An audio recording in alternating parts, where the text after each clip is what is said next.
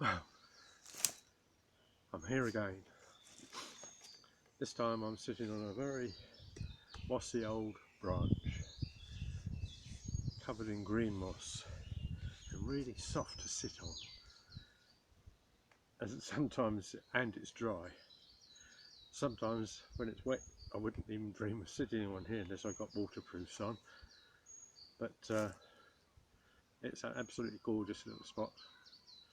I keep finding these spots. I know I talk about my prayer log, but in actual fact I think I should call them prayer logs or branches even. So I enjoy finding these little places. It's good to find them. Seclusion as well. Just listen to the birds, and in actual fact I can hear bees buzzing this morning, probably picking up all the bluebells. Enjoying the bluebells, I'm sure. So what am I going to talk to you about today? Well, I started with moss, didn't I? Moss is wonderful, really, but it can be quite invasive. It can cover up all sorts of things, and unless, like a rolling stone, keeps moving, or things keep moving, it can absolutely choke things out. Our front garden, we have a lot of problems with moss growing in our front garden on our lawn.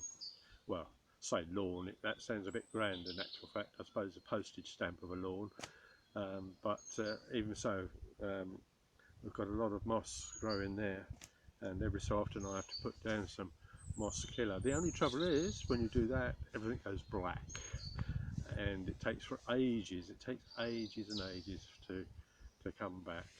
So what am I going to talk to you about? How does moss affect me today? Well, I just think we need to consider that we shouldn't all sit around doing nothing, I suppose, because if we do, then we tend to get moss growing around us and on us. I think we need to take time to pause for thought. But I do know there are a lot of people in today, even in this lockdown, that are not getting that opportunity to stop and pause for thought. Are either too tired because they're probably workers in our hospitals and our care staff and the people that do all the frontline work at the moment, working such long hours in pretty horrific circumstances, never knowing whether they're going to be caught up with this virus themselves. They probably don't have a lot of time for pausing and thinking. Probably get home, have a bite to eat and crash out. I can well imagine that. And so we need to think about those people. We need to remember them in our thoughts and in our prayers as well, because it's not easy at the moment for a lot of people. And that's not just the hospitals, it's the care homes, it's the lonely people living at home. We need to make sure that we do know these people and make ourselves known. It's wonderful to have this community spirit that's going on in our country at the moment, where we do see so many people coming to help others who are in need. But even if we're at home, we can still communicate, hopefully communicate. Most of us will have telephones. It doesn't take much to make a phone call and say, hi, I'm here, if you need me, or if you want to chat. That's what's needed, and you know, it's one of the things that as Christians we're called to do. We're not called to stick in our buildings called churches, because the buildings aren't the church. The buildings are just the brick walls that surround the church. The church are the people who attend the church, like me and you. And they're therefore everybody. They're not just the select few, because believe me, we're not select at all. We're there because we've got all the faults, and we don't know we've got all those faults. We're there because we seek God's forgiveness. We seek to be with God. We seek to be able to worship Him. We seek to be better people, to know Jesus and to follow Him. And so that doesn't mean to say that we, those of us who are Christians, doesn't mean to say that we should stop around, not sit back and say, well, the church is closed now, there's nothing for us to do. There's plenty to do. And if you're only able to just sit at home and pray for people, that's one of the biggest things you can do. There's so many people thinking, well, I'm pretty useless at this, and I can't do this and I can't do that. But there's got to be something. God gives us all something to be able to do something for Him, to be able to do something to help other people, to serve. That's what Jesus says He came to do. He came to serve and show us how to serve. And that's something that we need to consider.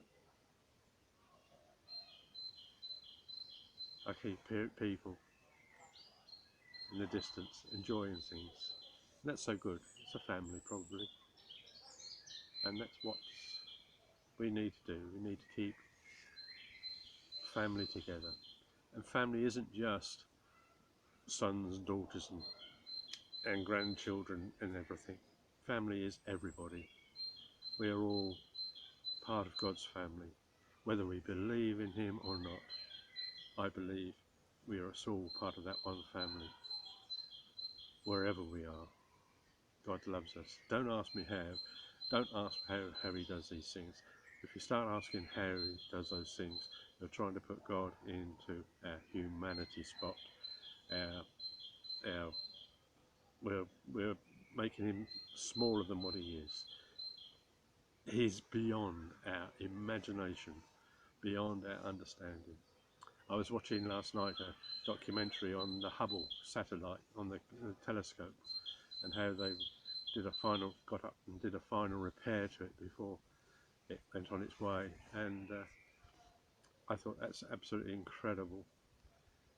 But those people there, all part of God's family, striving to bring us closer into a knowledge of not just our universe, but the universes. It's incredible.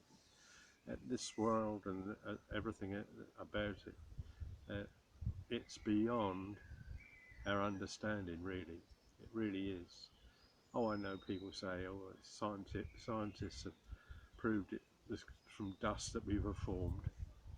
But who formed the dust? Who formed, you've got to think of some of these things. And this is a time to ponder and reflect. God bless. Just show you the bit of moss that I'm sitting on, if I can.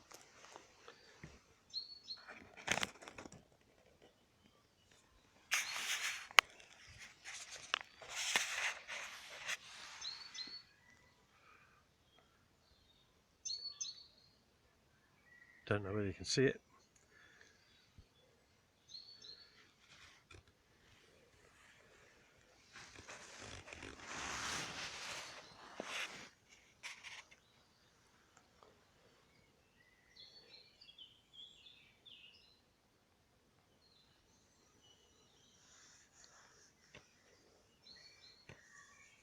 So soft. But we mustn't let moss grow on us, must we? God bless.